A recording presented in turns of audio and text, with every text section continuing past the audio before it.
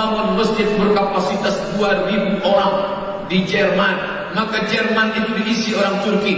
Inggris diisi imigran Islam dari 3 negara. IPB, India, Pakistan, Bangladesh mengisi Inggris. Spanyol akan diisi imigran dari Maroko, Islam.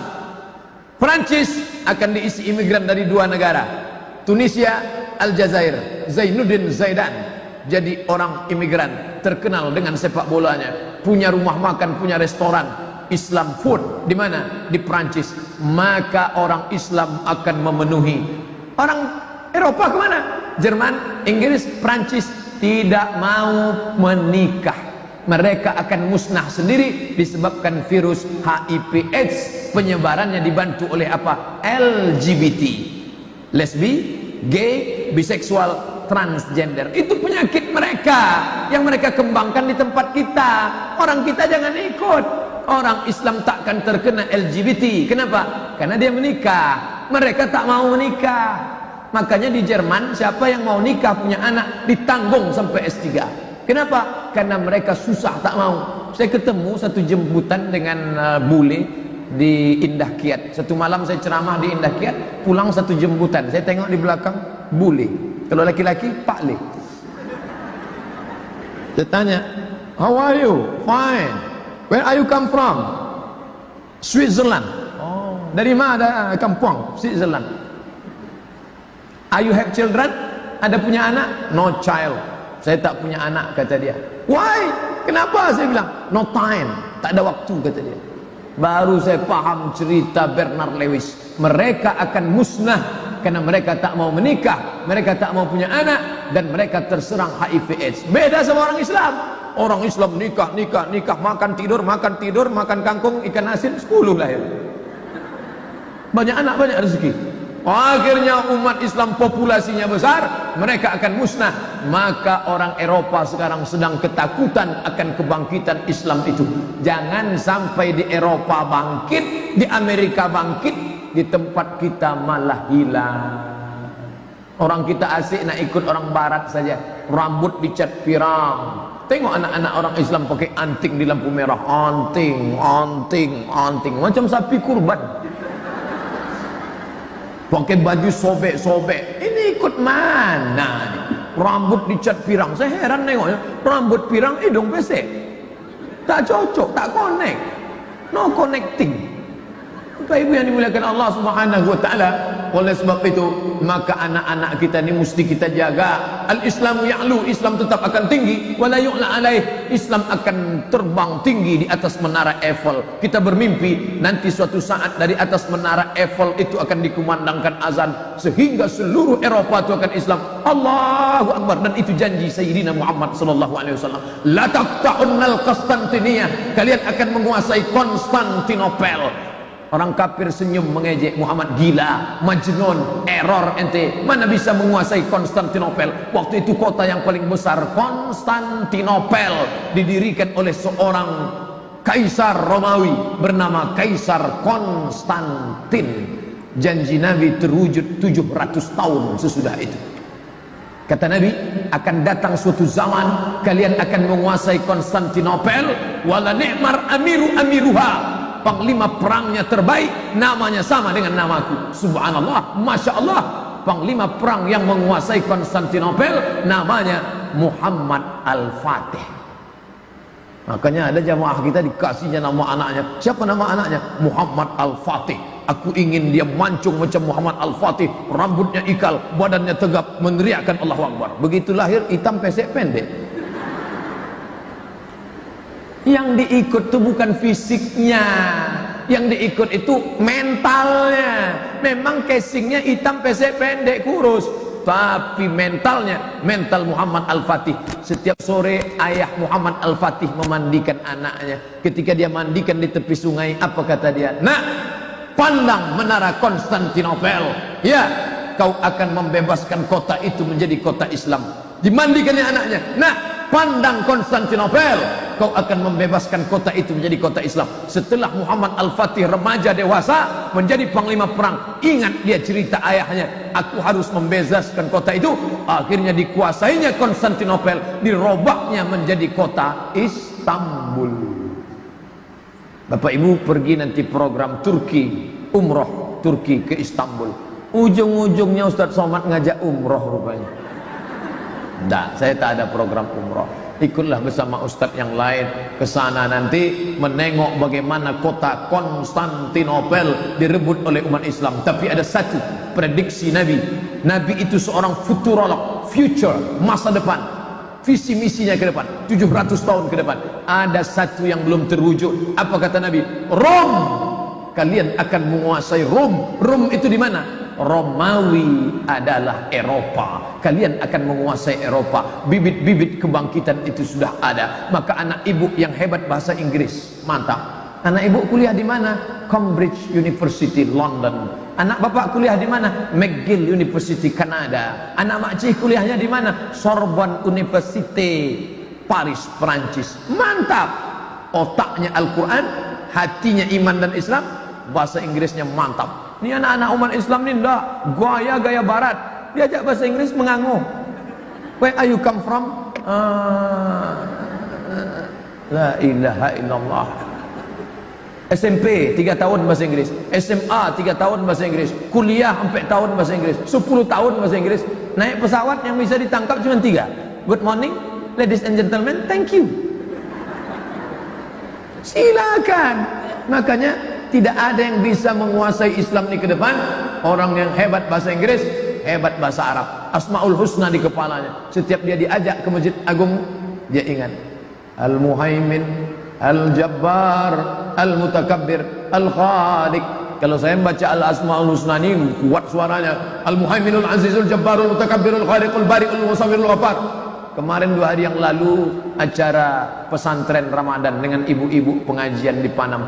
Lama saya datang, dinyanyikan mereka. Ya Rahman, Ya Rahim, Ya Malik, Ya Qudus, Ya Salam, Ya Mu'min, Ya Muhaimin, Ya Aziz. Pas saya sampai, Ya Ahad, Ya Somad. Tapi itu yang dimuliakan Allah. Seni kaligrafi Islam. Anak ibu punya bakat seni, silakan.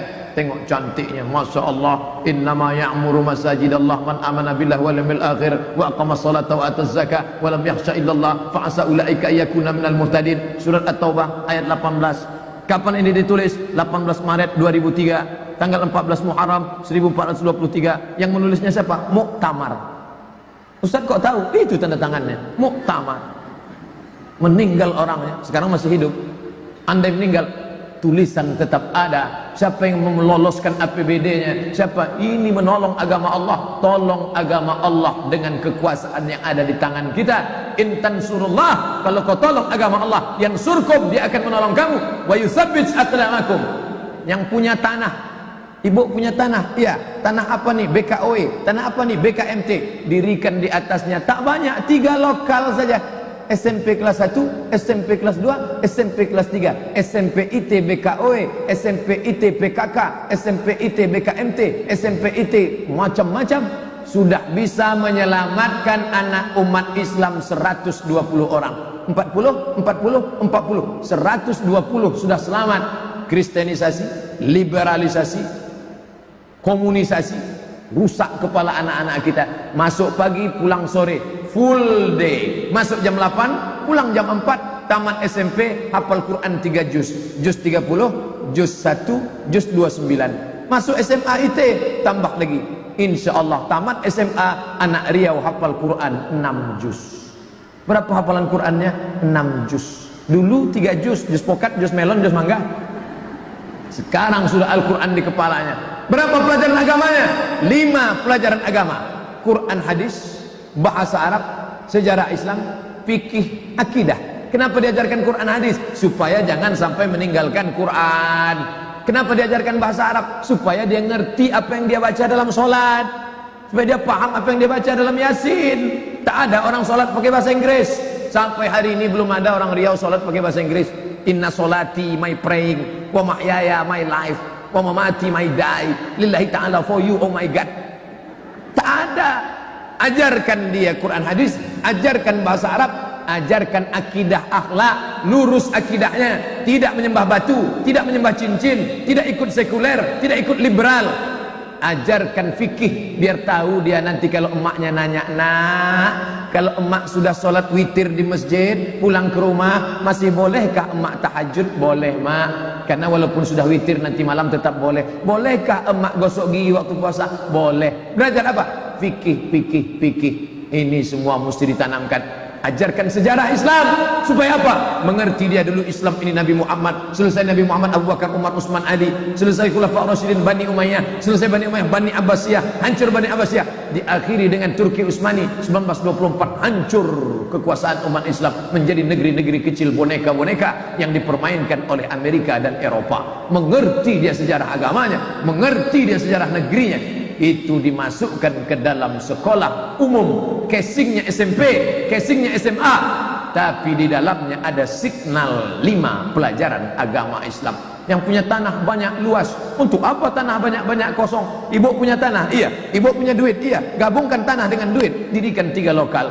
Banyak guru-guru kita, saudara-saudara kita, sarjana guru yang belum bisa digunakan ilmunya, pakaikan. 5 guru terpakai, guru bahasa Arab, guru akidah akhlak, guru fikih, guru Quran hadis, guru sejarah Islam. Sudah berapa bisa menampung pekerjaan? Anak kita selamat, negeri kita aman.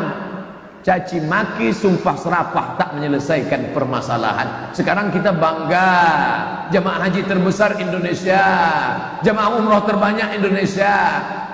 Ini buih-buih di tengah lautan, dia mudah dipecah, dipukul ombak, dihempas gelombang. Kalau didalamkan agamanya, insya Allah dia akan kuat. Bagaimana kuatnya? Nih, BKW, BKMT, PKK, semuanya sama. Ibu-ibunya saya tak ragu, sikit pun saya tak ragu, ibu-ibunya sudah selamat. Tapi anak-anaknya yang di luar sana, siapa yang menyelamatkan? Yang masih pakai baju minimalis, yang masih pakai baju you can see, yang masih pakai baju rok setengah tiang. Tak mungkin Ustaz Somad menceramahnya. Ini sekarang kalau pergilah kita habis sholat ini pergi ke Ramayana, berserak orang pakai baju sepotong-sepotong, tak mungkin saya ceramah di sana assalamualaikum warahmatullahi wabarakatuh. Maulah dicampakkan mereka saya ke Sungai Siak.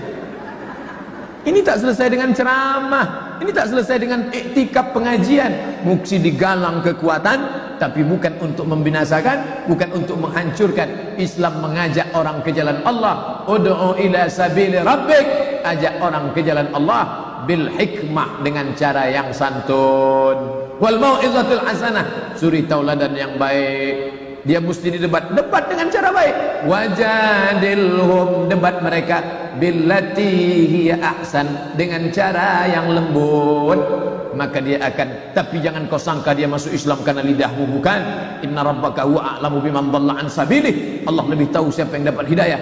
Wa huwa a'lamu bil muhtadin, berwarna-warni, beraneka ragam. Kenapa tiba-tiba keluar kata berwarna-warni? Gara-gara menengok jilbab warna-warni. Ada kuning, ada putih, ada merah, ada biru, ada hijau, ada ungu, tapi semuanya sama-sama menghadap Allah, sama-sama asyhadu an la ilaha illallah wa asyhadu anna muhammadan rasulullah. Bertetangga dengan Sunda, bertetangga dengan Islam, bertetangga dengan Kristen, bertetangga dengan Cina, bertetangga dengan Konghucu, semuanya adalah hamba Allah. Aku beriman kau mungkin posisimu juga akan dapat hidayah kalau aku selalu mengajak kau ke jalan yang benar. Tapi andai tidak, Allah yang memberikan hidayah. Allahumma ja'alna sababan liman ihtada. Itu salah satu doa. Jadikanlah orang ini dapat hidayah, tapi dapatnya melalui lidah. Ada orang-orang yang bukan ustadz, bukan ustazah, tapi orang lain bisa dapat hidayah karena mulut dia, hanya karena ngajak ngobrol, hanya cerita, hanya satu kantor. Luluh hati orang melihatnya. Itu yang dikatakan Nabi, ayyadillahu bika rajulan wahidan, satu orang dapat hidayah karena mulutmu, khairum min umurin ni'am, lebih baik daripada engkau memiliki seekor unta yang merah. Tadi saya mulai ceramah ini jam 10 kurang, jam 10 lewat 20, sekarang jam 11 lewat 20. Saya di mana-mana ceramah pas 60 menit sesuai dengan yang tertulis di botol aqua 600 ml. Innallaha watirun yuhibbul witra. Allah maha ganjil, dia suka pada yang ganjil-ganjil. Maka ada satu solat ganjil, yaitu solat witir. Witir paling sedikit 1, yang agak banyak 3, yang lebih banyak 5, banyak lagi 7, paling banyak 11. Nabi paling banyak solat witir 11 rakaat. Tata cara witir yang 3, bisa 3 rakaat 1 salam, dia ada tasyahud awal, supaya beda dengan maghrib. Itu cara yang pertama, 3 rakaat 1 salam. Cara yang kedua, 2 rakaat 1 salam tambah 1 rakaat. Ini kan sholat itu sepaket Pak Ustadz. Kenapa dia bisa ada 2? 2 itu kan tak ganjil. Maka nama yang 2 ini syafa' ma'al witri. Dia bukan tersendiri, dia masih sepaket. Dia bukan begini bentuknya, 2 pesa 1 enggak, tapi dia begini, 2 1. Maka niatnya bagi yang pakai usolli sunnatas syaf'i ma'al witri. Saya sholat syafa' 2 rakaat masih sepaket dengan witir, rakaataini lillahi ta'ala.